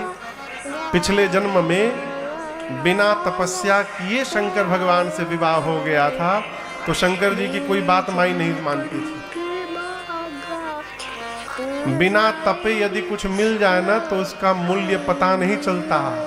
इसलिए पार्वती जी के रूप में मां ने कठोर तपस्या की है, और इतनी तपस्या की आकाशवाणी हुई, अस तप काहु न कीन भवानी, भय अनेक धीर मोहि ज्ञानी। आकाशवाणी ने कहा पार्वती जी आपकी मनोकामना पूरी हो गई, आपके मन में जो बसे हैं वही आपको प्राप्त होंगे, आप भवानी बनेंगी। पिताजी बुलाने आए तो घर लौटिएगा, सप्त ऋषि यदि मिल जाएं तो आप हमारे वचन को सत्य समझिएगा। इधर भगवान शिव को सती मैया के शांत होने के बाद वैराग्य हो गया, कैलाश से निकल पड़े। एक दिन राम जी ने प्रकट होकर दर्शन दिया शंकर जी को और कहा शंकर भगवान से कि बाबा यदि कुछ मांगूंगा तो आप मुझे देंगे। किसने कहा? जोर से कहिए, हाँ बीच में जोर से बोला करिए। किसने कहा? राम जी ने। क्यों? इससे पता चलेगा कितने लोग सो रहे हैं, कितने लोग कथा सुन रहे हैं। किसने कहा? राम जी ने कहा कि बाबा यदि मैं कुछ मांगूंगा तो आप देंगे। शंकर जी ने कहा जो आज्ञा करिए प्रभु। राम जी ने कहा जाय विवाह शैलज यह मोहि मांगे।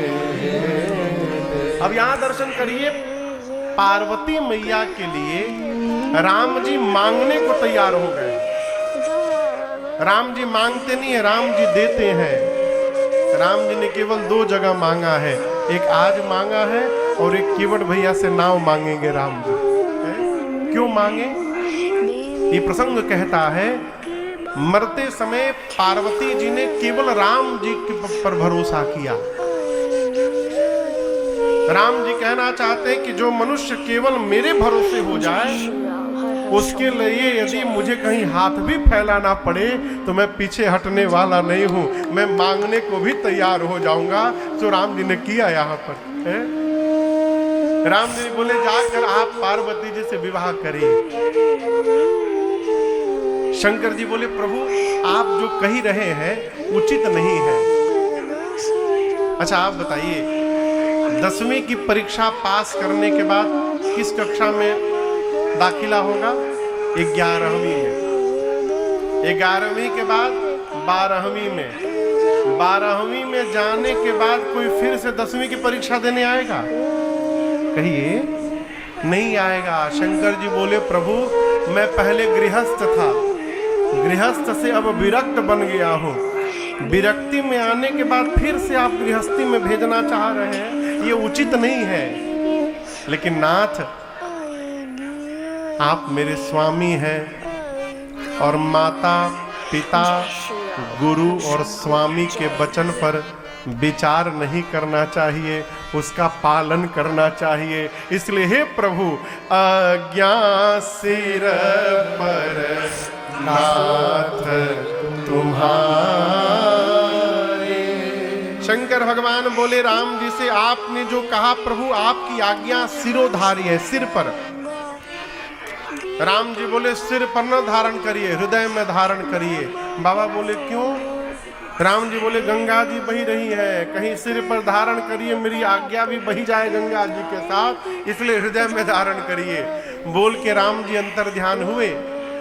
शंकर भगवान मन में सोचे पार्वती जी ने पिछले जन्म में मेरे राम जी की परीक्षा ली थी, अब इस जन्म में जब तक मैं उनकी परीक्षा नहीं लूंगा तब तक मैं विवाह करने वाला नहीं हूं। बाबा ने सप्तऋषियों को बुला करके भेजा है परीक्षण करने के लिए।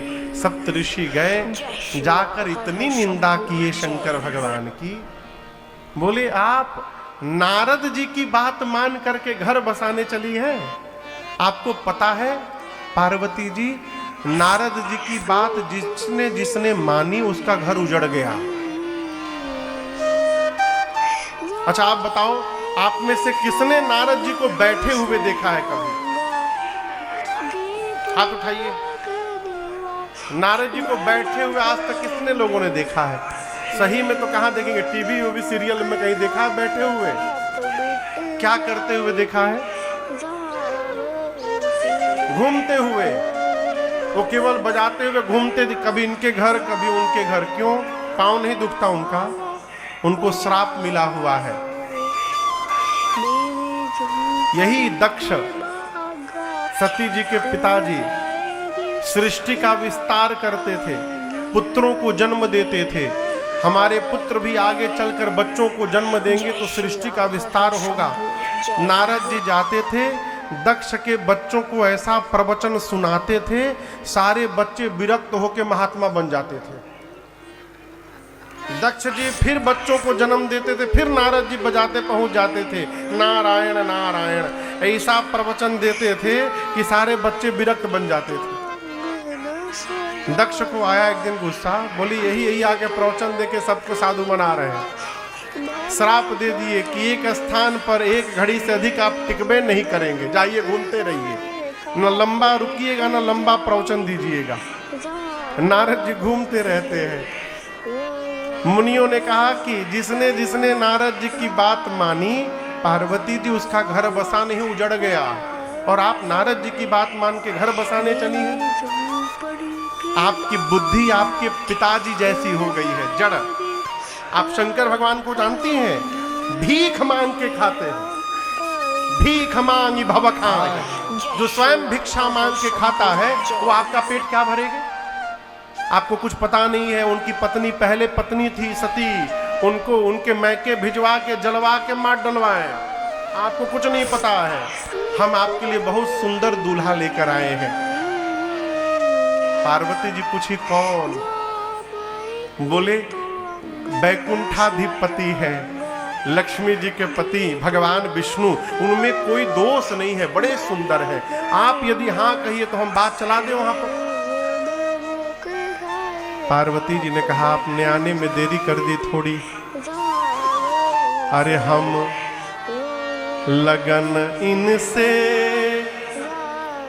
लगा बैठे, अब जो होगा देखा जाएगा। लगन इनसे लगा बैठे, जो होगा देखा जाएगा। लगन इनसे लगा बैठे, जो होगा देखा जाएगा। लगन इनसे लगा बैठे, जो होगा देखा जाएगा। जो होगा देखा जाएगा। इन्हें अपना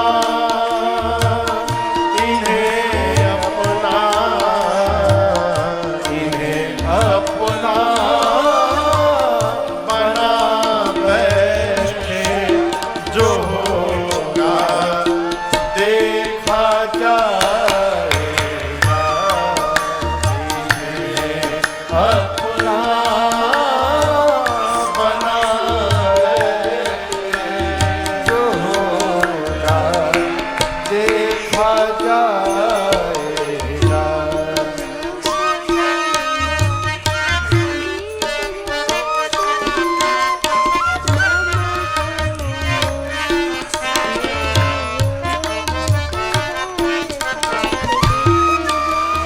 कभी दुनिया से डरते थे तो छुप छुप यार करते थे।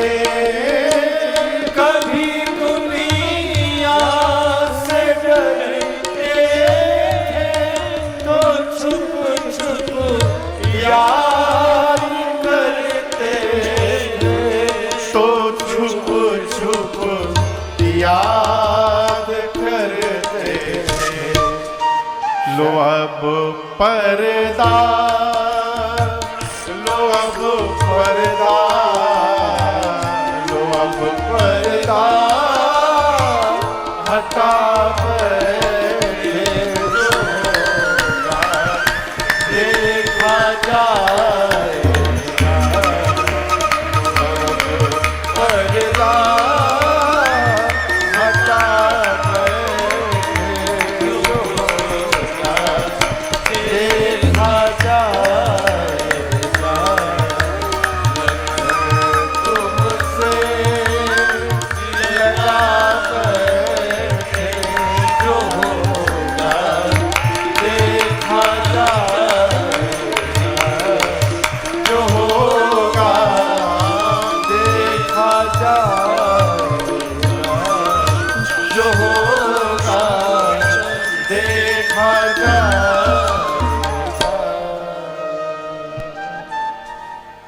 क्या कहा माने? जो होगा देखा जाएगा। माँ ने कहा कि सुनिए, आप कहते हैं नारद जी की बात मानने से मेरा घर उजड़ जाएगा। मेरी सुनिए, मेरा घर उजड़े चाहे बसे, मैं अपने गुरु जी की वाक्य का त्याग करने वाली नहीं हूँ। इतनी निष्ठा का जब दर्शन किया मुनियों ने, जय जयकार की है। जाकर शंकर भगवान को बताया। बाबा सुने, इतने आनंद में आए कि भगवान शंकर फिर समाधि में चले गए। पिछली बार गए थे तो कितने दिन में लौटे थे, फिर गए, अब कब आएंगे किसी को नहीं पता। बाबा समाधि में गए और इसी बीच एक दैत्य ने जन्म लिया जिसका नाम था ताड़कासुर। तपस्या करता है कठोर। ब्रह्मा जी वरदान देने गए, बोले मांगो क्या चाहिए। ताड़कासुर बोला मैं मरूं नहीं। बोले असंभव, मरना तो पड़ेगा बेटा, कुछ और मांगो। अब दिमाग लगाने लगा कि क्या मांगूं कि न मरना पड़े। तो बहुत सोचने के बाद मन में लाया कि शंकर जी की पत्नी तो है नहीं, शंकर जी समाधि में है, कब आएंगे किसी को नहीं पता, आ भी गए तो पत्नी है नहीं, बेटा कैसे होगा। तो वरदान मांगा कि शंकर जी के तेज से जो संतान जन्म ले उसी के हाथों मेरी मृत्यु हो। ब्रह्मा जी बोले तथास्तु, ऐसा ही होगा। अब वो सोचा मैं तो अमर हो गया, लगा देवताओं को त्रास देने। इंद्र भगे देवताओं को लेकर ब्रह्मा जी के पास, बोले कौन सा वरदान दे दिया, मर ही नहीं रहा है। ब्रह्मा जी बोले ऐसा ऐसा वरदान लिया है। इंद्र बोले फिर तो मर भया ये। ब्रह्मा जी बोले जरूर मरेगा। देखिए आप लोग घबराइए मत, कन्या तैयार है विवाह के लिए, आप लोग केवल दूल्हे को तैयार कर दीजिए। इंद्र बोले कि ताड़कासुर तो बाद में मारेगा, जो उनको समाधि से जगाने जाएगा वो पहले मार डालेंगे उसको। ब्रह्मा जी बोले आप लोग न जाइए, कामदेव को विदा करिए। कामदेव का आवाहन हुआ, इंद्र ने पूरी बात बताई। कामदेव समझ गए शिव विरोध का अर्थ है मृत्यु को निमंत्रण देना, परंतु यदि देव कार्य में प्राण भी चला जाए कोई बात नहीं, संत उस जीव की सतत प्रशंसा करते हैं जो देव कार्य में प्राण की आहुति दे डालता है। ऐसा सोचकर कामदेव चले कैलाश।